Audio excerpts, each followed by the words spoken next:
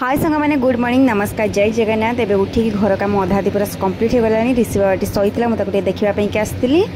तापर बाबा भी उठी पड़ा। उठी पड़ी ब्रश करके अट्टा चकुड़ी बनई दी। बाबा कहले मो माँ आपे खाइबी तुम्हें मो कष्ट करनी। तो मंदिर टी पलि आसली ठाकुर को दर्शन करके। तो ये पास्ता बनाऊली। बहुत दिन है कम बंद थी तो कम करने आज आसुँच लोक मैंने। तो ऋषि भाई से हेल्प कर तुम कहीं एका कम कर मुझे कम करी मत भी छाड़ जिद्दी करके गला।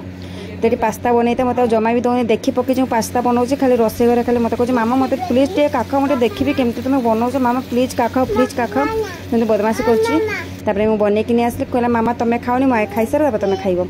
तो ये बन दी कलरा चिप्स भेंडी भजा ये नाड़ियाड़ बैगण बिलाती झोल। तापर ये बनई दी साधार सब तरकारी। तापर आज पागटा एत खराब कर पूरा लुगापटा सब काची भावुँ सुखी कि नहीं। तापर इवनिंग ऋषि बाबा टे चिप्स पकई ये मैदा चकुड़ी करने मैदा गलई नहीं। ऋषि बाबा कहला मामा मुझे दिन सारा पाठ पढ़नी मत सिल ढरका दियो मुझे पाठ पढ़े। तो आज मिनी ब्लॉग टी रखुच्छे टाटा जय जगन्नाथ।